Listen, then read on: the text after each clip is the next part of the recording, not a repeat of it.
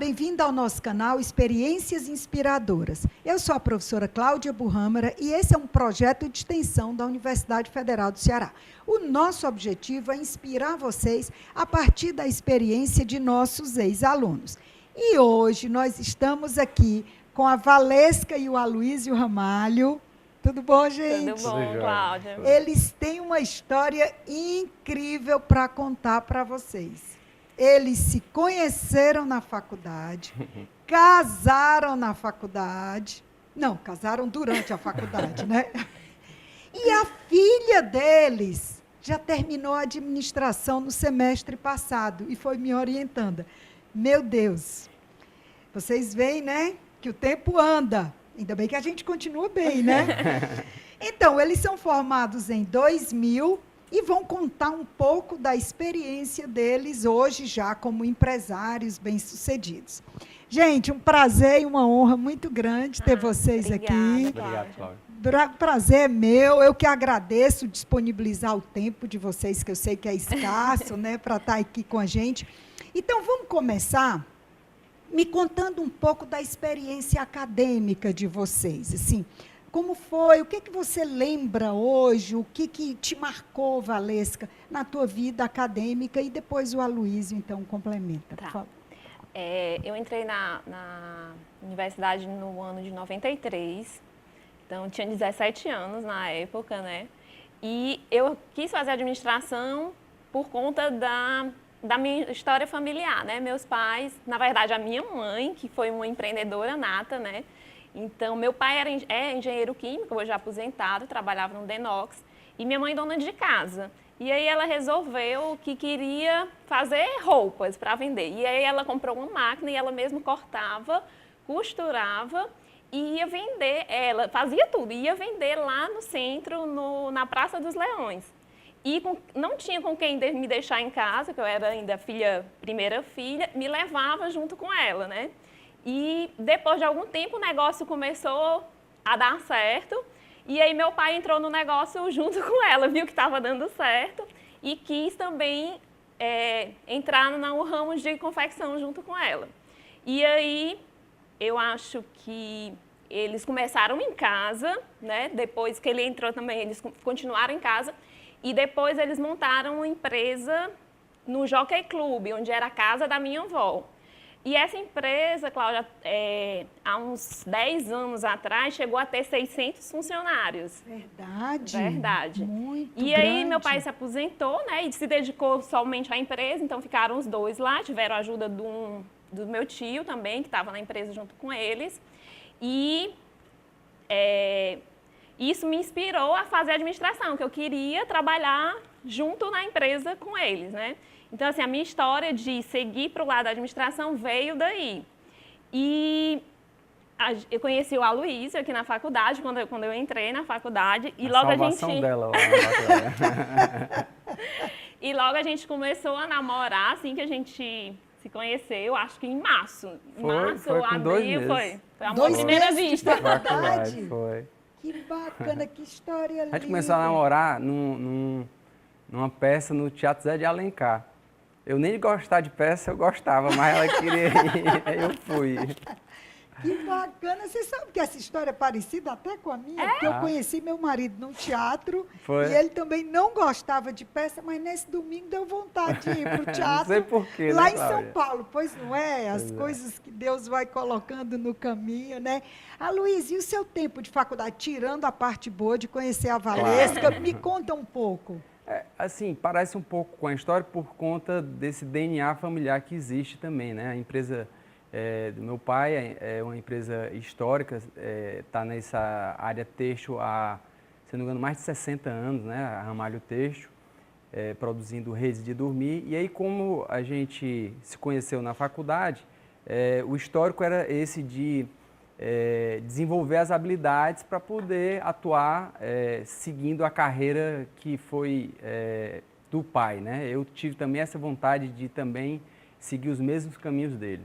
Interessante. Mas a empresa de vocês nasceu ainda durante o tempo de faculdade. Agora vamos falar do casal empreendedor. Vocês se conheceram, casaram, e aí depois veio a RA Indústria e Comércio. Como é que nasceu a RA Indústria e Comércio, que hoje é dona da marca Freeboard, né? Isso, Como correto. é que começou?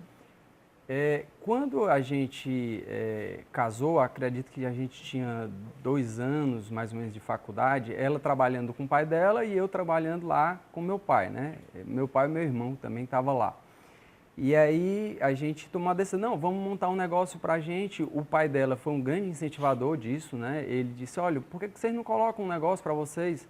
Eu tenho um local onde eu ia colocar um outro negócio, mas não vai dar certo, vocês querendo, podem seguir lá. E aí a Valesca conversou comigo, tá bom, vamos topar. Assim, isso é uma coisa motivadora, né? Você ter o seu próprio negócio, a gente tem muito isso quando jovem, né? Eu quero uma coisa para mim, né? Então, Vocês já entraram na faculdade com essa ideia empreendedora ou isso, talvez por herança familiar? eu não tinha essa expectativa também não de botar o meu negócio, não. Eu queria era dar continuidade ao negócio que já era familiar. Da sua família. Isso sim, né? De seguir, como eu falei, eu segui os passos do meu pai, que para mim é um grande herói, uma pessoa exemplar. Então, era essa a minha vontade, né?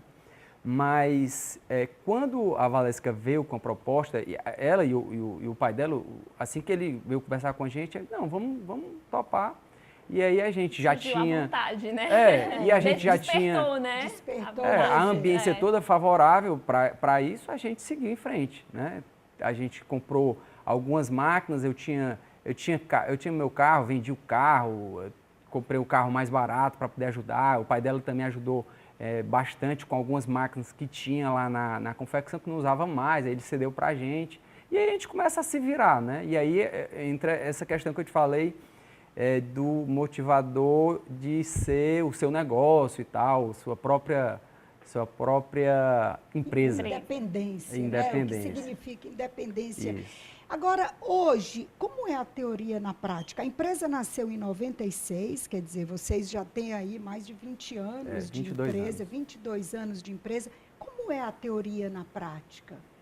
Eu acho que a gente aplicou isso muito bem, porque a gente estava na faculdade e na nossa própria empresa. Então, assim, às vezes eu vejo alguns alunos falando, mas é muito diferente a teoria da prática. Eu não acho que seja diferente. Às vezes tipo assim, durante o seu período da faculdade, você não tem nenhuma experiência prática e quando você vai atrás, aí realmente você tem a diferença. Mas a partir do momento que você consegue fazer as duas coisas simultaneamente, você vê que tudo que você aprende, você vai precisar na prática em algum momento. Eu, às vezes, dizia assim, cadeiras de estatística. Eu dizia assim, meu Deus, eu não vou precisar disso. Para que eu vou aprender isso? Eu não vou precisar disso para nada. E quando você está na prática, você vê, eu devia ter prestado mais atenção, me dedicado mais. Porque realmente tudo que você está vendo na teoria, você vai usar, um dia você vai precisar usar na prática, com certeza. Quais são os grandes desafios do empreendedor hoje, Aloísio?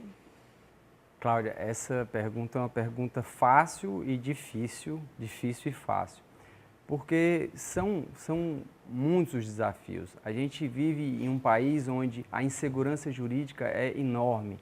Então, você tem uma estrutura para iniciar um pequeno negócio que, quando você consegue desenvolver, você consegue fazer com que ele gere receita para poder se desenvolver, você vai se deparar com uma situação tributária que te joga num buraco imenso, onde você não vai ter muita facilidade de competição. Existe uma certa cultura da informalidade, né? Então, são esses os fatores que eu vejo como dificuldade para quem quer desenvolver um negócio. Você tem o caminho certo, você sabe o que é que tem que seguir, você sabe quais são as regras, como é que você vai ter que proceder, mas acaba sofrendo essas influências externas que te jogam na contramão, né? Para que você vá num caminho que às vezes parece ser mais fácil, mas não é um caminho com alicerce. Com alicerce. E aí depois você acaba muitas vezes fechando a empresa por conta de decisões erradas que você vem a tomar. Então, eu diria até que a base da empresa é exatamente a competência de olhar para o futuro. Quer dizer, trabalhar hoje pensando no futuro. Porque, às vezes, esses atalhos, essas decisões de curto prazo, comprometem a empresa no futuro. Exatamente. Né? É muito interessante essa abordagem. Hoje, qual é o maior cliente de vocês? Quer dizer, não, vou refazer a pergunta. Qual é o perfil do cliente da Freeboard hoje? Nós temos uma estrutura de representantes comerciais que vendem para o Norte e Nordeste. O nosso mercado é o Norte e Nordeste. Então, o perfil são lojistas, né, que vendem multimarca, e aí eles compram através dos nossos representantes comerciais, que a cada coleção eles recebem um mostruário com todas as peças da coleção, que a gente produz tanto peças roupa jeans como roupa malha, né? Camisa de malha, gola polo, gola careca, esse tipo de produto. Então, o representante recebendo o mostruário, ele faz uma programação de venda que é acompanhada com o nosso departamento comercial, né? Que dá o suporte para essa equipe.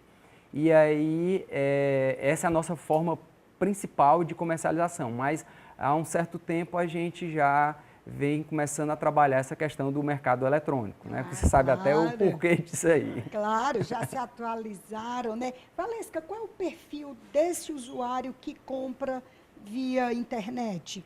Quem é o usuário da roupa da Freeboard? Pronto, o nosso universo é um universo masculino, né? E são jovens de 16 a 45 anos, né? Jovens como a gente. E que querem uma roupa legal, que seja confortável, que é uma das características que a gente trabalha forte lá na empresa, é a questão do conforto e da modelagem da roupa, e que hoje em dia, para vender pela internet, essa questão da modelagem é muito importante, porque você comprar uma roupa, gerar toda aquela expectativa de receber aquela roupa que você comprou e quando você for vestir não dá certo, a modelagem não ficar legal, aí eu acho que já é um primeiro passo para a pessoa não voltar mais a comprar daquela marca. Então, assim, um dos pontos principais hoje dentro da empresa é trabalhar a questão da modelagem, né? Que ela fique e saia realmente perfeita. De acordo com o que foi elaborado. Fazendo um bate-bola rapidinho, um aluno... Eu acho assim... Eu não me lembro, assim, de um aluno da minha... Você queria falar eu? Não, eu não me lembro, assim, de um aluno da minha época. Mas, assim, eu vou falar sobre o perfil do aluno. Eu acho que o aluno, hoje... tu me deixou... É mais fácil. Tá ótimo, vamos seguir. E não corta, viu? Não corta. Não, eu acho que o aluno, ele tem que ser inquieto, ele tem que estar procurando sempre novos desafios, ele não pode esperar somente pelo professor, eu acho que ele tem que correr atrás e não ficar esperando que as coisas vão acontecer. Não, que ele tem que... Se virar, né? Exatamente. Um aluno. Uma aluna, primeiro... Um aluno. A Valesca, primeiro. Mas eu concordo com esse perfil de um aluno, eu acho que tem que ser proativo. As pessoas que são proativas, elas têm um diferencial. E se ela corre atrás, ela com certeza vai ter sucesso. Eu estou lembrando aqui, rapidamente, na nossa época, que casamos, a Beatriz nasceu e a gente ainda morava no Icaraí. E a gente passava o dia trabalhando. Aí, à noite, ela ficava, a gente trazia para ficar na casa dos avós, ou dos meus pais, ou dos pais dela. E aí, ficava aqui na faculdade até 9h30, 10 horas da noite, para ir pegar ela, para ir para o Icaraí, para no dia seguinte voltar para trabalhar. Então, essa rotina aí não é fácil, não. A gente sabe que é desgastante, mas são essas coisas que marcam a nossa história, sabe? Que depois inspiram. Que história bonita. Isso seria um conselho para os alunos? Com certeza. Para quem está nos vendo, nos ouvindo, não meça esforços? Exato, porque geralmente hoje as pessoas, elas desistem muito fácil, né? Às vezes surge um problema que eu não estou medindo o tamanho do problema, mas O que importa é que ele sempre vai ter solução. Se ele é mais complexo, a solução é mais complexa, mas tem solução. E se ele é menos complexo, também vai ter solução mais simples. Mas não pode desistir. Não pode desistir. Um professor? Eu tive alguns professores que me marcaram aqui, vou citar aqui alguns que eu me lembro. Você, Muito professora. obrigada. Professor Laudemiro, que eu soube que se aposentou agora, né, ano passado. Professor Carlos Manta, que foi um dos meus orientadores na minha monografia. E o professor Paulo Roberto, de Economia, que era o terror da faculdade na nossa época, né? Mas, assim, a gente estudou com ele e eu acho que se eu tivesse que dar um conselho, eu acho que todo mundo não devia fugir desses professores que o pessoal fala, tem que enfrentar. Eles são grandes professores, na verdade. Para mim, o professor é o Paulo Roberto. Paulo Roberto Silva, né? Ele era um professor exemplar, tinha esse pânico do pessoal de querer fugir das cadeiras dele, mas era aquele cara que chegava na hora certa, ele iniciava o quadro, você já sabia quando é que a aula terminava, porque era um quadro, ele era perfeito, do jeito que ele desenvolvia o raciocínio da matéria, a qualidade em desenhar os gráficos, porque não tinha esses, era giz mesmo, giz. Tecnológicos, né? Não, era ele tinha, não, era giz mesmo, lá na sala dele era giz, era na antiga FEAC lá. Ele foi meu professor também. Foi? O professor Paulo Roberto Silva foi meu professor e era um querido. Se eu soubesse... Essa pergunta foi a que eu achei mais difícil. Eu acho que eu faria tudo igual novamente. Bacana, Luísio. Se eu soubesse, eu acho que eu fazia algumas coisas diferentes. Algumas só. Não tudo, mas algumas coisas eu fazia. Quer citar algum? A questão de você ser experiente lhe ajuda em um monte de coisa. Esse é o segredo, porque você nunca vai ter aquela resposta rápida, porque você não tem a experiência ainda. Mas eu acho que faria algumas coisas diferentes, de uma maneira menos... Às vezes eu sou muito impulsivo, e aí eu vejo que é melhor ter um pouco mais de tranquilidade para tomar algumas decisões. Bom, quando eu puder, Luiz? Quando eu puder, eu penso em voltar a estudar. A Valesca, quando terminar a faculdade, ela fez um MBA em marketing, né, pela FGV, e eu não pude fazer porque eu já tinha algumas outras atividades que já consumiam meu tempo. Eu na época, comecei a me envolver com o sindicato, Sindicato das Indústrias de Confecção Masculina, e eu fui presidente do sindicato, fui diretor, fui presidente. Atualmente, hoje, sou presidente do Centro Industrial do Ceará e eu tenho muita vontade de voltar a estudar para desenvolver algumas ações nesse sentido também social. A Valesca tem essa preocupação de meio ambiente, sustentabilidade, e eu tenho uma preocupação muito grande com essa questão da ética e da transparência nas pessoas, sabe? Eu vejo que a gente vive num ambiente onde a gente não pode mais confiar nas pessoas, existe muito problema de corrupção que a gente está vendo aí, então é um assunto que, é um tema que me interessa, então acho que eu tinha vontade de voltar a estudar um pouco nessa linha aí nesse ética nas organizações, né? Exatamente. Que bacana. Bom, para finalizar, Valesca, o que te inspira? Eu acho assim, que a nossa história realmente é inspiradora. E assim, o que me inspira é os desafios, né? Os desafios do dia a dia. O novo também me inspira, né? Você tá sempre o novo tá sempre preparado para os novos desafios que vão vir, para as dificuldades também inspiram, né? Você não é só, né, as vitórias, mas as dificuldades também te inspiram também. Acho que é isso. Muito bom. A Luísa, o que te inspira? O que me inspira, os filhos. Os filhos. Muito do que eu... muito não, tudo o que eu faço é para os filhos, mas não naquele aspecto de posse, de ser uma pessoa que como eu tive um grande exemplo que foi meu pai, eu quero seguir esse mesmo caminho de conseguir ser um bom exemplo para eles, né? Vocês têm quantos filhos? São três. São Tem a Beatriz, que é a mais velha, ainda tem o Aloysio Neto e o Adolfo. Também já estão quase, um já vai fazer o 3º ano agora e o outro faz o 2º. Então, a parte de educação, a gente está cumprindo a nossa missão, né?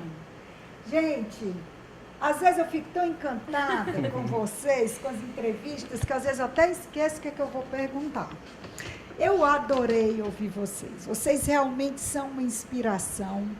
Como pessoas, como alunos, como empreendedores, vocês são jovens, né, e têm já essa liderança classista, que é uma coisa importantíssima. Essa perspectiva de sustentabilidade, do cuidado com o resíduo sólido que sai das indústrias, das fábricas. E sim, eu faço votos de fato que vocês consigam empreender cada vez mais e implementar essas mudanças de sustentabilidade nas empresas e ser modelo, né?